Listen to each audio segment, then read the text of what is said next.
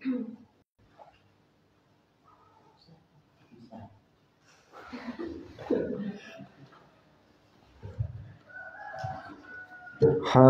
hadirat kaum muslimin muslimat rahimakumullah. Alhamdulillah, kita bersyukur kepada Allah Subhanahu wa taala.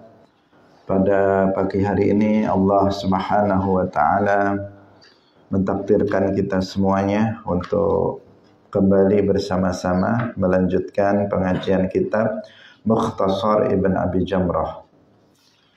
Semoga Allah Subhanahu wa taala memberkahi majelis kita ini dan menganugerahkan ilmu yang manfaat barokah fid dunya wal akhirah.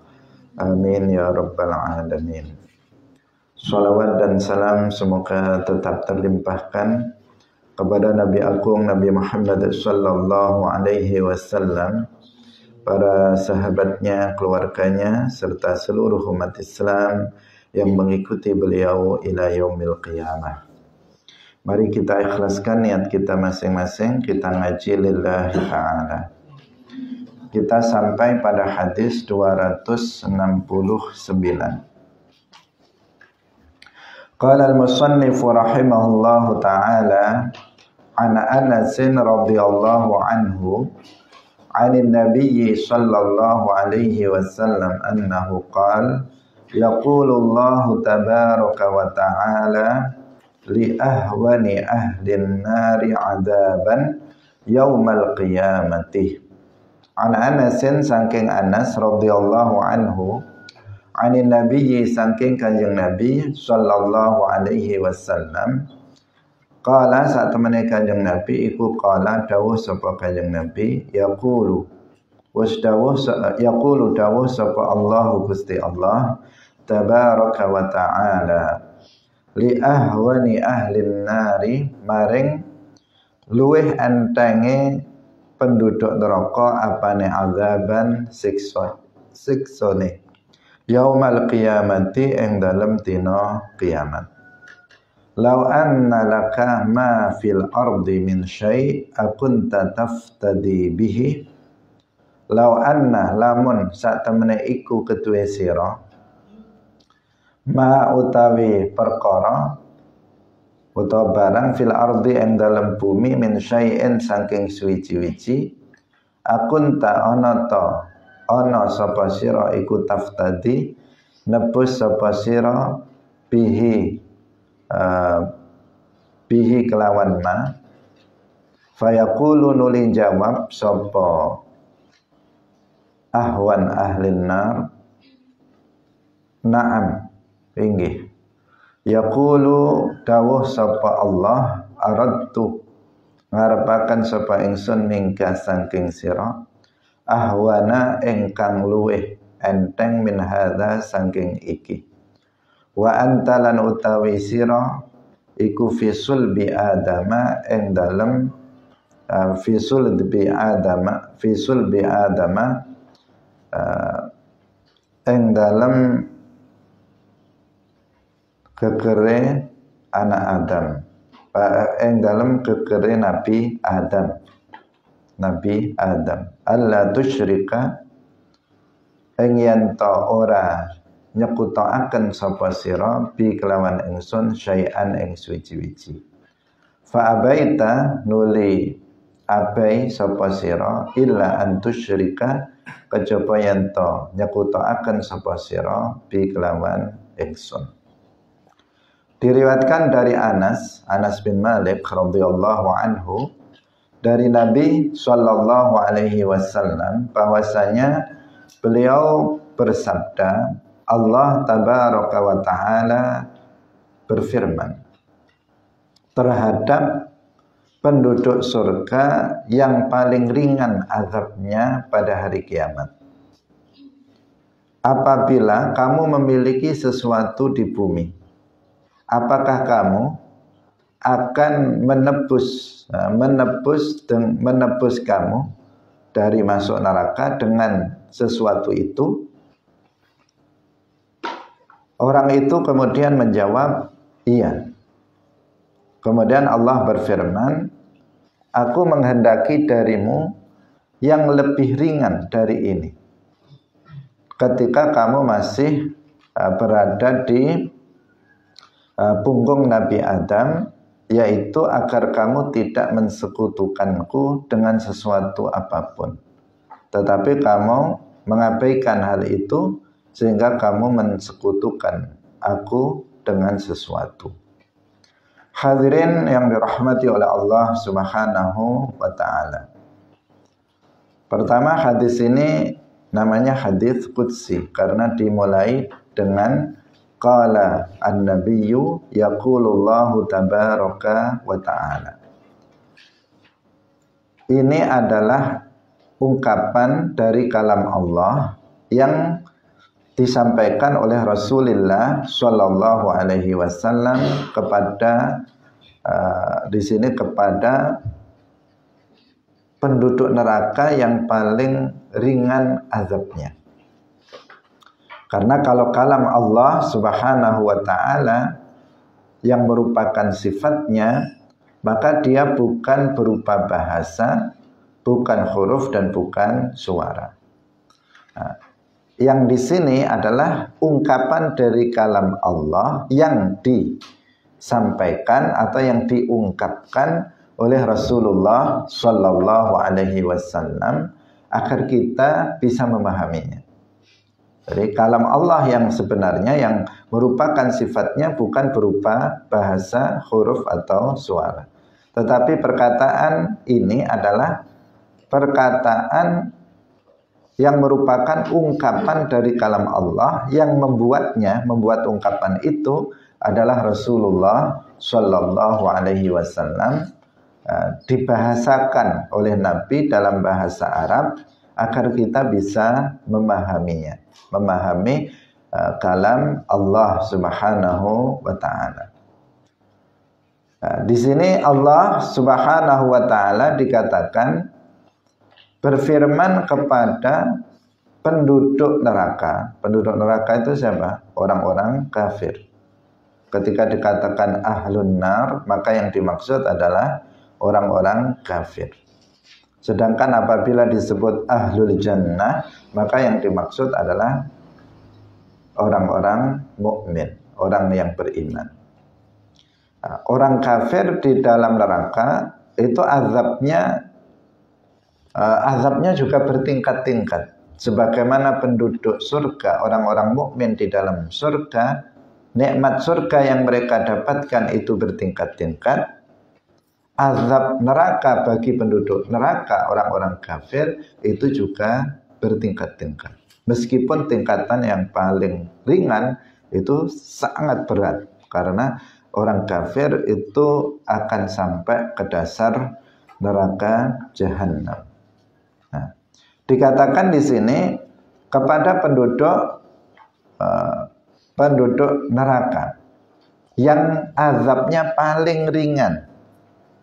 Nah, yang azabnya itu paling ringan, artinya dia kafir, tetapi kafirnya itu tidak bertumpuk-tumpuk. Karena semakin banyak orang kafir itu melakukan kekufuran, maka semakin bertumpuk-tumpuk kekufurannya, kufur di atas kufur. Misalnya ada orang dia kafir, dia non muslim, tapi dia dengan lisannya dia nggak pernah menghina Allah, nggak pernah menghina Islam misalnya. Dia kan kekufurannya tidak bertumpuk-tumpuk. Berbeda dengan sudah kafir, setiap hari dia mencaci maki Nabi, mencaci maki Allah, mencaci maki Islam misalnya. Maka kemudian dia sudah begitu menginjak Quran dengan sengaja, itu udah kekufurannya itu bertubi-tubi. Nah, itu azabnya akan semakin berat dibandingkan dengan orang kafir yang misalnya kekufurannya hanya satu atau kekufurannya dua dan seterusnya. Tapi dengan satu kekufuran, seseorang itu sudah akan menjadi penduduk neraka selamanya dia di dalam neraka. Di sini dikatakan kepada penduduk neraka yang azabnya paling ringan. Allah bertanya kepada dia, apakah jika kamu di bumi itu memiliki sesuatu, memiliki sesuatu, apakah harta benda, kekayaan di dunia ini, apakah kamu akan menebus dirimu dengan harta itu agar kamu tidak masuk ke dalam neraka? Orang itu kemudian menjawab, iya. Kenapa? Karena memang mereka nggak akan tahan. Mereka telah merasakan panasnya, beratnya azab neraka. Pasti semuanya akan diberikan agar bisa terlepas dari api neraka. Tetapi kan itu sudah terlambat, karena dia sekarang sudah hidup di akhirat, bukan lagi hidup di dunia. Sesuatu yang hanya sebagai penyesalan bagi seseorang karena dia telah melakukan kekufuran ketika hidup di dunia. Kemudian Allah Subhanahu wa ta'ala berfirman, ketika kamu itu masih berada di punggung Nabi Adam, artinya kita tahu tentang adanya mitsak. Ada mitsak, yaitu bahwa arwah itu dikeluarkan dari punggung Nabi Adam, seluruhnya. Kemudian mereka mengambil janji kepada Allah Subhanahu wa ta'ala. Jadi seluruh arwah dari manusia yang dikeluarkan dari punggung Nabi Adam itu diambil janji oleh Allah Subhanahu wa ta'ala. Dikatakan kepada para arwah manusia ini, alastu bi rabbikum, bukankah aku ini adalah Tuhan kalian? Semuanya menjawab, qalu, mereka menjawab, bala, iya, engkau adalah Tuhan kami.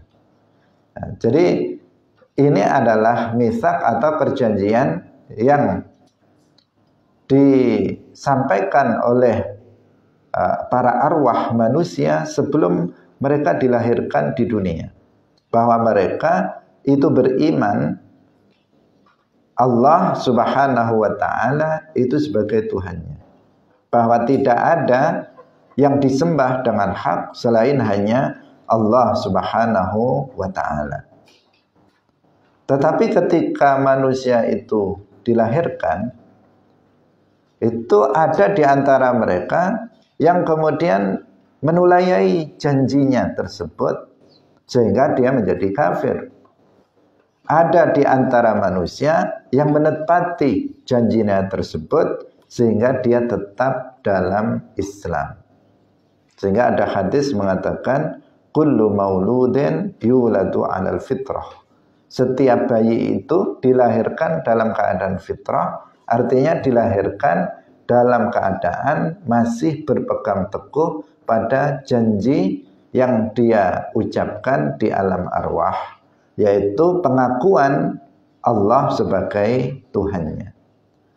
Tetapi setelah terlahir di dunia, kita ini lupa terhadap apa yang telah kita janjikan kepada Allah. Tetapi kemudian sebagian oleh Allah Subhanahu wa ta'ala itu ditakdirkan tetap dalam keimanan, dalam Islam. Ayah ibunya misalnya muslim, maka dia menjadi muslim, atau kemudian dia masuk ke dalam agama Islam. Tetapi ada di antara manusia itu yang kemudian mengingkari janji itu, kemudian dia menjadi kafir. Hadirin rahimakumullah, Allah Subhanahu wa ta'ala di sini mengingatkan, dulu kamu sudah, artinya kamu dulu sudah berjanji bahwa kamu mengakui, meyakini bahwa tidak ada Tuhan yang disembah dengan hak selain hanya Allah. Tetapi nyatanya kamu kemudian mensekutukanku, kamu beribadah kepada selain aku. Itu firman Allah terhadap orang tersebut. Padahal itu lebih ringan dibandingkan dengan apabila kamu harus menebus dirimu untuk tidak masuk neraka dengan segala sesuatu yang kamu miliki. Hadirin yang dirahmati oleh Allah Subhanahu wa taala. Jadi hak Allah atas para hambanya, kewajiban para hamba terhadap Allah yang paling agung itu adalah beribadah hanya kepadanya dan tidak mensekutukannya dengan sesuatu apapun. Ini adalah kewajiban yang paling agung atau kewajiban yang paling utama kita manusia kepada Allah Subhanahu wa taala. Beribadah hanya kepada Allah dan tidak mensekutukannya dengan sesuatu apapun. Nah, sedangkan dosa yang paling besar yang dilakukan oleh manusia adalah syirik, mensekutukan Allah dengan makhluknya, yaitu beribadah kepada selain Allah Subhanahu wa taala, dan bahkan itu merupakan dosa yang tidak diampuni oleh Allah Subhanahu wa taala jika seseorang mati dalam keadaan syirik tersebut. Hadirin rahimakumullah, kita lanjutkan pada hadis berikutnya. Hadis 270. Ani bin Umar qala nahan nabiyyu sallallahu alaihi wasallam 'anil nadhri wa qala innahu la yaruddu syai'an innama yustakhraju bihi minal bakhil. Ani bin Umar, saking Ibni Umar radhiyallahu anhuma qala wasdawuh sapa Ibnu Umar, naha was ngelarang sapa an-nabiyyu kanjeng Nabi sallallahu alaihi wasallam anin nazri saking nazar. Wa qala lan wasdawuh sapa kanjeng Nabi innahu la yaruddu syai'an. Innahu satemene nazar iku la yaruddu ora nolak apa nazar syai'an ing suwiji-wiji saking qadar. Innama yustakhraju angin pestine den amrih metu bihi kelawan nazar minal bakhili saking wong kang bakhil. Diriwayatkan dari Ibnu Umar, Abdullah Ibnu Umar radhiyallahu anhuma, beliau berkata, Nabi sallallahu alaihi wasallam itu melarang nazar. Melarang di sini ada dua pendapat. Nah, yang pertama naha tahrim, yang kedua adalah naha karohah. Jadi melarang dengan makna haram. Yang kedua melarang dengan makna makruh. Apa yang dimaksud dengan larangan haram? Nazar yang seperti apa yang diharamkan? Nazar yang diharamkan itu adalah nazar yang diucapkan oleh seseorang dengan keyakinan bahwa dengan nazar itu apa yang dikehendaki oleh seseorang pasti akan terwujud. Pasti akan terwujud tanpa dengan kehendak Allah Subhanahu wa ta'ala. Itu nazar yang diharamkan. Jadi ada seseorang bernazar, kemudian dalam hatinya itu meyakini bahwa apa yang dia nazarkan, bahwa apabila dia bernazar, maka apa yang dia kehendaki itu pasti akan terwujud. Maka ini nazar yang diharamkan karena ada keyakinan yang menyalahi akidah ahli sunnah wal jamaah.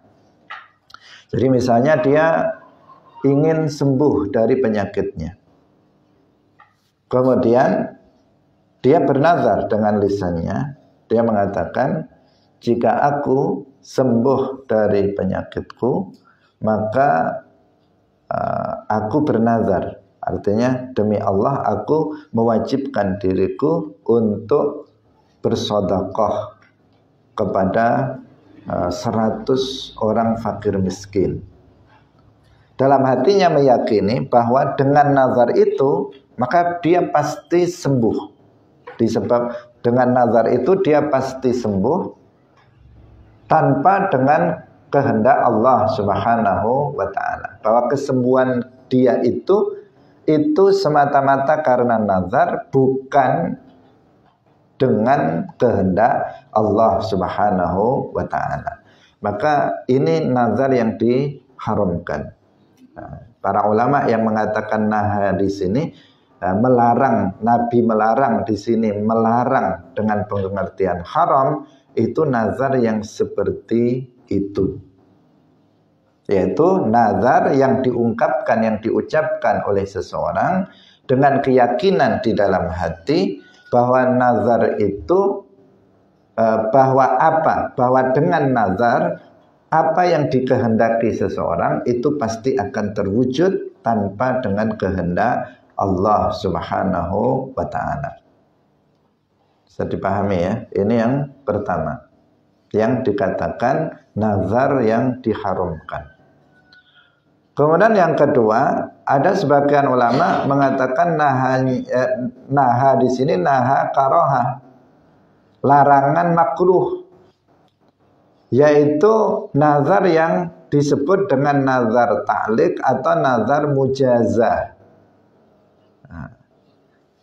Yaitu dia menggantungkan kepada sesuatu untuk melaksanakan nazarnya.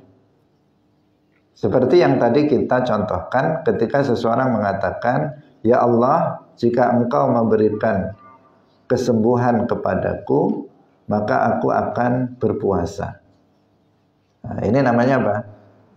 Ta'liq. Nah, dia di sini kan dia mau puasa kalau disembuhkan penyakitnya. Kalau enggak, ya enggak mau dia puasa.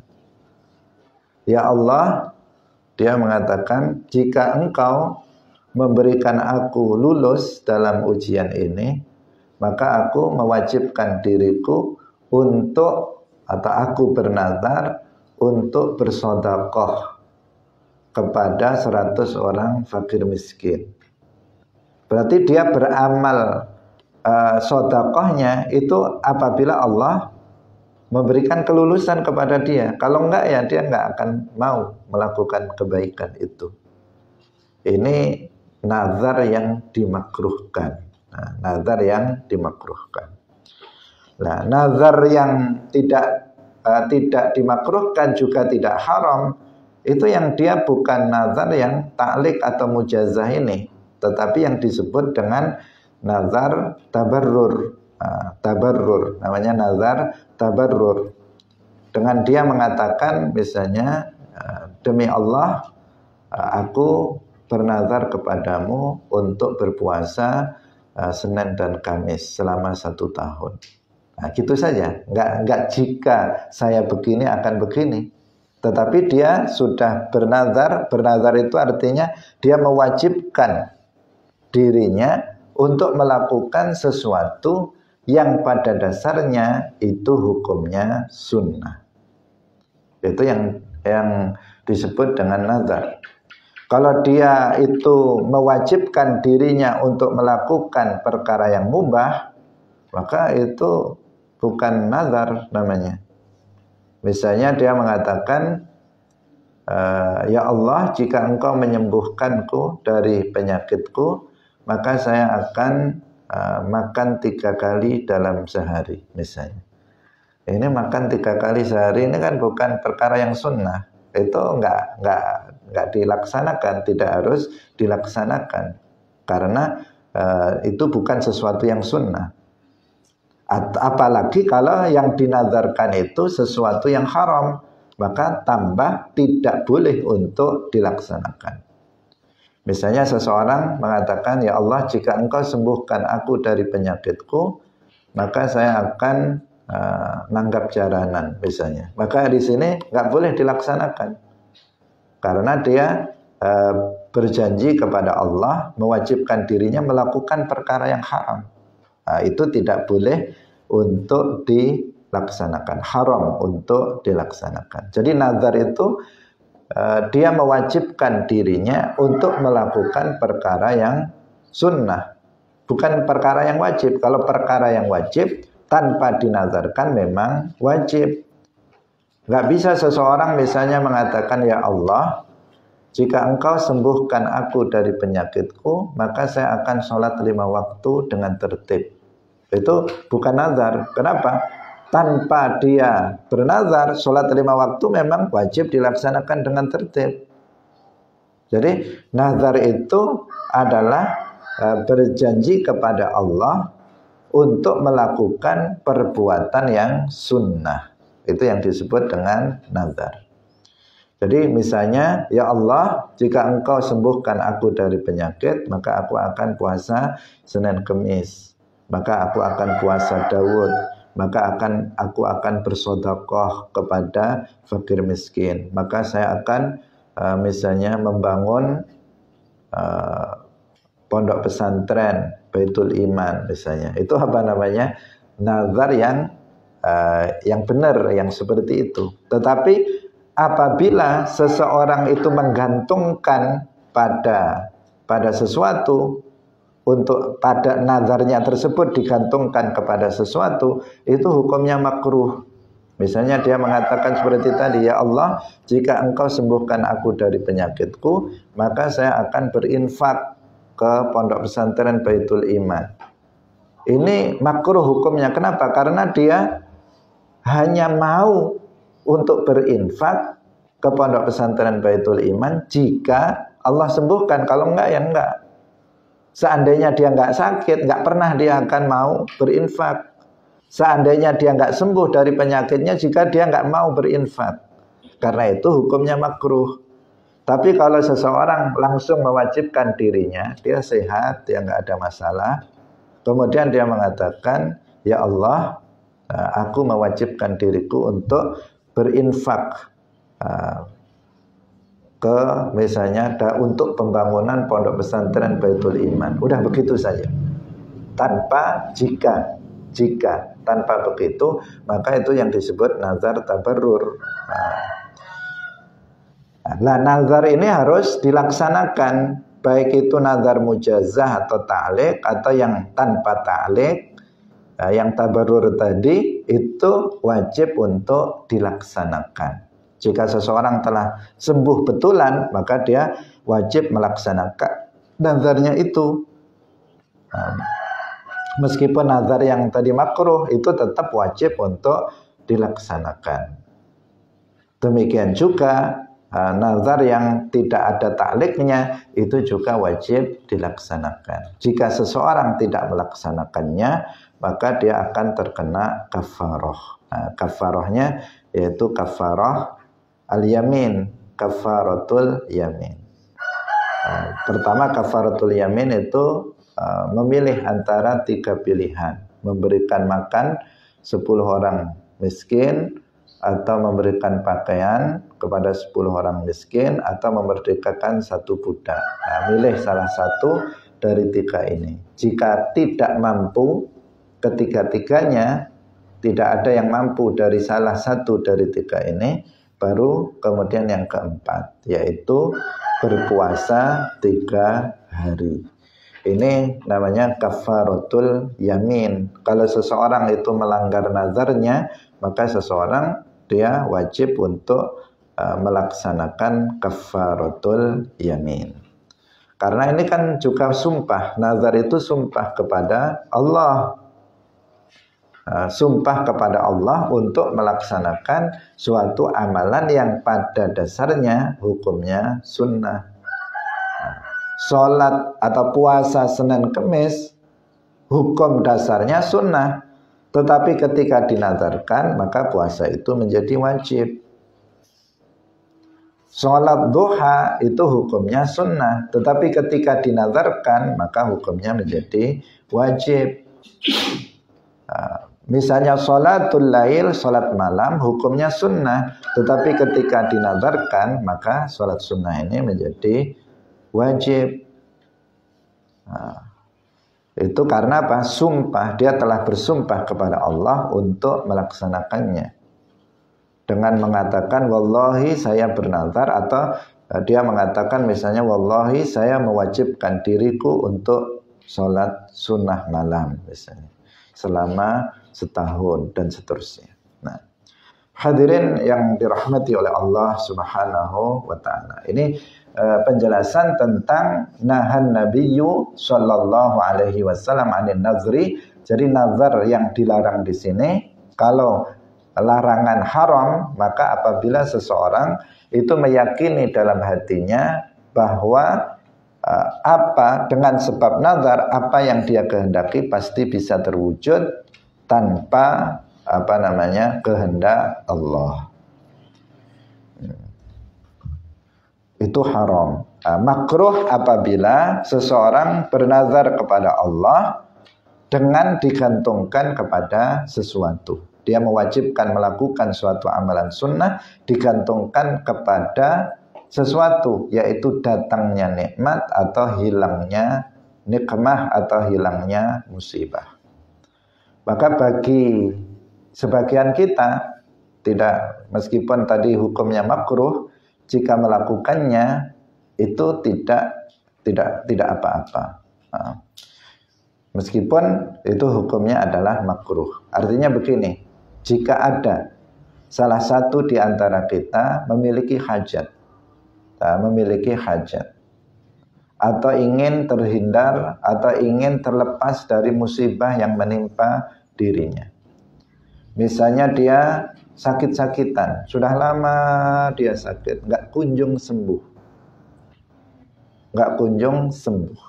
Kemudian dia bernazar. Ini bisa menjadi salah satu sebab dia mendapatkan apa yang dia kehendaki, tetapi bukan dikatakan tanpa masyiah Allah, karena segala sesuatu itu terjadi bimasyiatillah, dengan kehendak Allah.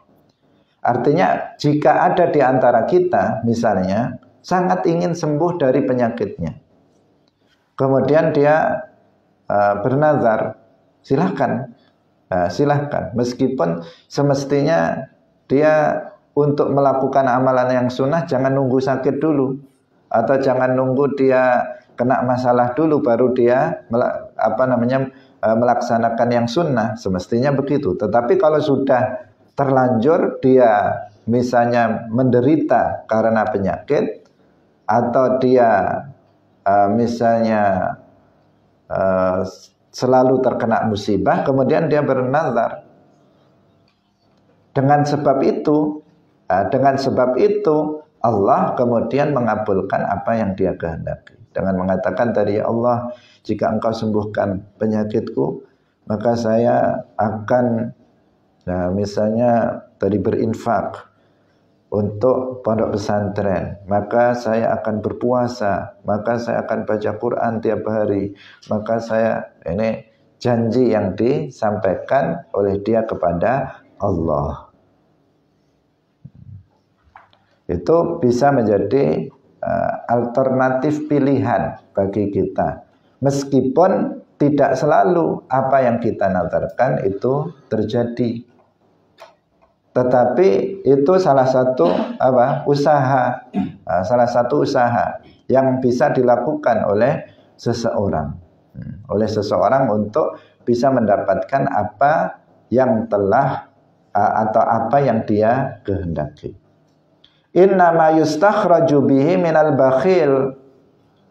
Sesungguhnya dikeluarkan dengan nazar itu, yaitu harta dari orang yang bakhil. Karena orang yang bakhil, dia nggak mau mengeluarkan hartanya untuk berinfak, dia nggak mau, untuk menyantuni anak yatim nggak mau, untuk membantu fakir miskin nggak mau. Udah dibuat sakit saja dia, biar tahu dia yang pada akhirnya dia pengen sembuh, dan dengan dia pengen sembuh, akhirnya dia bernazar, ya Allah, jika engkau sembuh, hartaku ini saya infakkan untuk semuanya. Kalau nggak digitukan, dia nggak mau keluar duitnya, karena dia bakhil. Maka dia dibuat seperti itu agar hartanya itu bisa keluar untuk kepentingan agama misalnya. Itu maksud dari innama yustakhraju bihi minal bakhil. Karena sebagian orang itu kalau belum kena masalah, dia tidak mau mengeluarkan harta bendanya, disimpan saja harta bendanya, nggak mau berinfak, nggak mau bersedekah. Tetapi begitu dia kena masalah, baru semuanya dia siap untuk mengeluarkan berapapun demi kesembuhan penyakit dia. Karena itu hati-hati orang yang bakhil. Orang-orang yang bakhil berhati-hati, karena bisa jadi dia akan dipaksa untuk mengeluarkan hartanya dengan berbagai macam musibah, dengan berbagai macam penyakit dan seterusnya. Hadirin rahimakumullah, kita lanjutkan pada hadis yang berikutnya. An Abi Hurairah radhiyallahu anhu qala an-nabiy sallallahu alaihi wasallam man akala nasiyan wa huwa shaimun falyutimma shaumahu. Qala wasdawa sapa nabi kanjeng Nabi sallallahu alaihi wasallam. Man utawi sapane wong iku akala mangan sapa wong nasiyan halih wong kang lali. Wa huwa lan utawi man iku shaimun wong kang poso falyutimma mongko becik nyempurnaaken sapa man saumahu ing posone man. Wa inna ma at'amahu lan mongko angin pestine aweh mangan ing man sapa Allah Gusti Allah, wa saqahu lan aweh ngombe sapa Allah ing man. Ini berpindah kepada masalah puasa. Nabi sallallahu alaihi wasallam bersabda, barang siapa yang makan karena lupa sedangkan dia sedang berpuasa, maka hendaknya dia menyempurnakan puasanya. Karena sesungguhnya Allah itu berkehendak untuk memberikan makan dan minum kepada dia. Ini berlaku baik untuk puasa wajib maupun puasa sunnah. Misalnya seseorang di bulan Ramadan, di hari pertama biasanya yang sering lupa. Kalau sudah akhir Ramadan lupa ya kebangetan. Biasanya orang lupa makan atau lupa minum itu di hari pertama dari bulan Ramadan. Sebab sebelumnya dia kalau pagi sarapan, itu sudah kebiasaan dia. Pokoknya jam 7 mesti sarapan. Jam 7 sarapan, jam 7 sarapan. Begitu setiap hari tradisi dia. Kemudian awal Ramadan masuk jam 7, dia kemudian sarapan. Makan, minum. Karena lupa maka falyutimma shaumahu, silahkan dilanjutkan puasanya. Artinya puasanya tetap sah.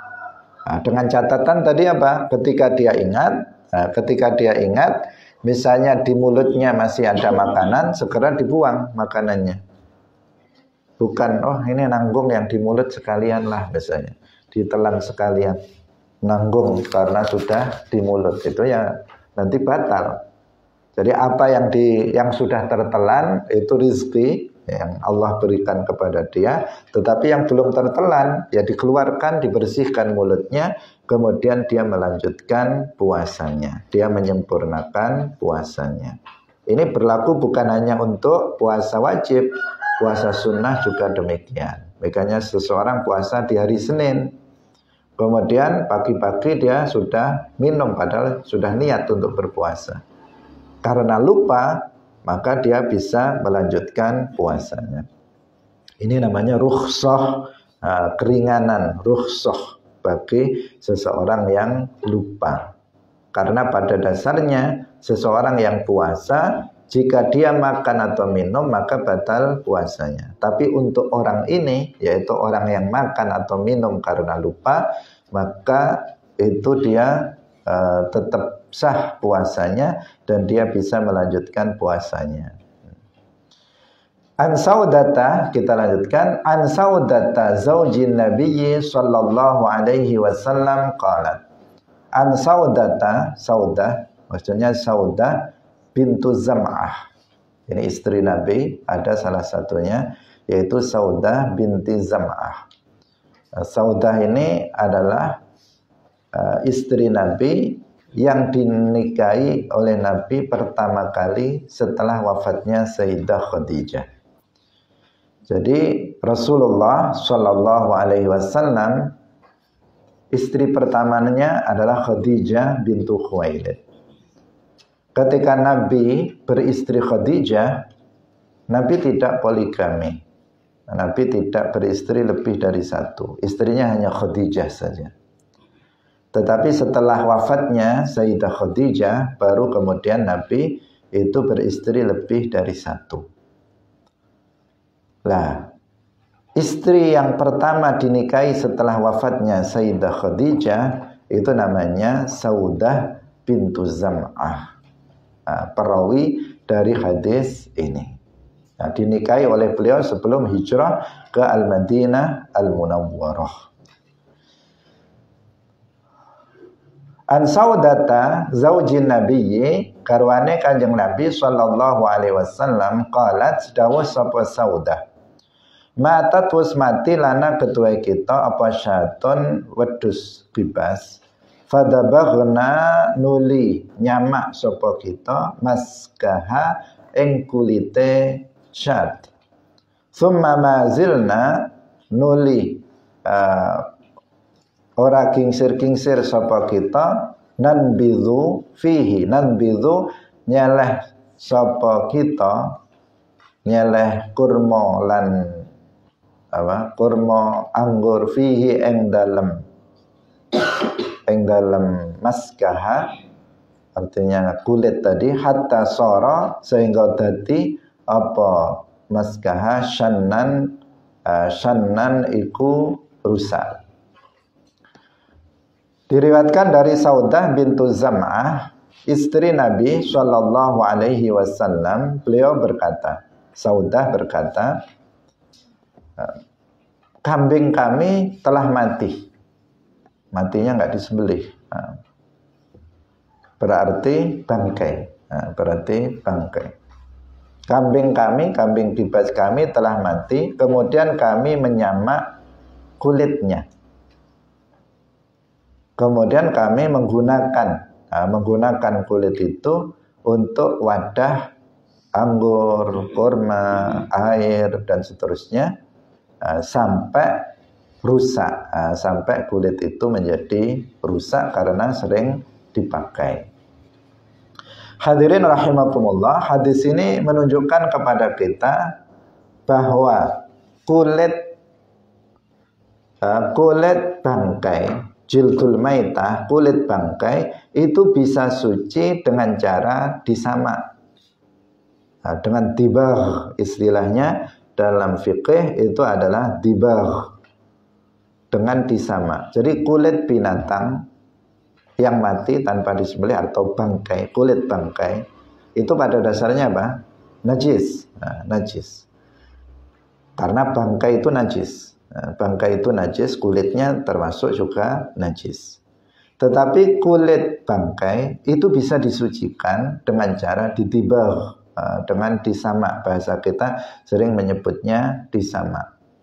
Disamak diterangkan oleh para ulama fikih dalam kitab-kitab fikih tentang tata cara menyamak, yaitu dengan alat yang bisa mengerek atau bisa mengangkat sisa-sisa daging dan macam-macam dari kulit binatang itu. Itu kemudian dikeringkan, kemudian baru disucikan dengan air. Itu namanya dibagh. Rincian lebih lanjut tentang kaifiyahnya itu dijelaskan oleh para ulama dalam kitab fikih.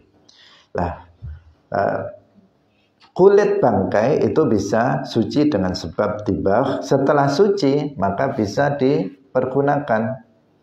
Bisa dipergunakan untuk wadah misalnya, untuk wadah air minum, sebagai wadah untuk menaruh sesuatu. Kalau di sini untuk menaruh anggur atau menaruh kurma, atau kalau di sini umumnya misalnya dibuat beduk atau dibuat sabuk atau dibuat sepatu dan sebagainya. Itu bisa dari kulit yang memang nggak najis, misalnya kulit sapi yang sapinya disembelih misalnya, itu kan suci. Nah, itu tanpa disamak sudah suci. Yang dibahas di sini adalah misalnya ada sapi mati. Nah, ada sapi mati. Kan eman ini kulitnya. Jelas ini najis. Nah, biasanya langsung kita kuburkan begitu saja sapinya. Tapi sebenarnya bisa dimanfaatkan, kulitnya diambil.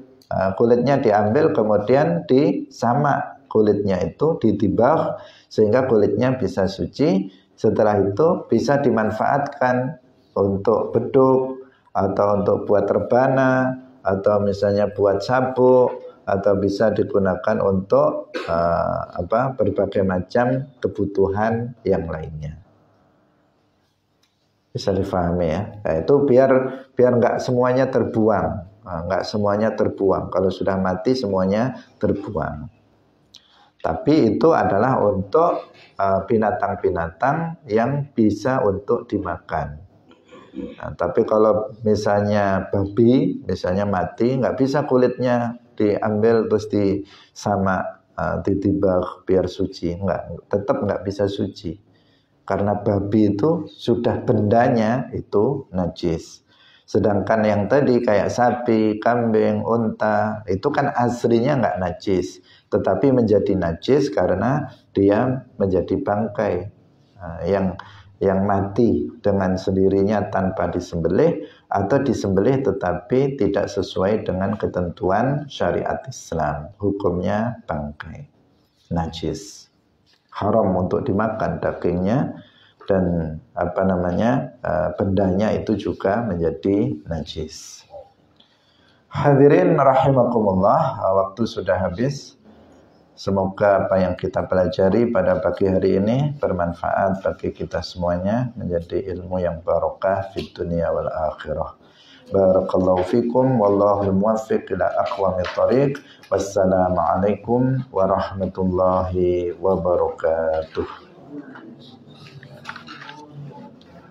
La ilaha illallah. Allahumma salli ala sayyidina Muhammad wa ala alihi wa sahbihi wa sallim. Rabbi ghfirli wa li walidayya wa lil mu'minina wal mu'min.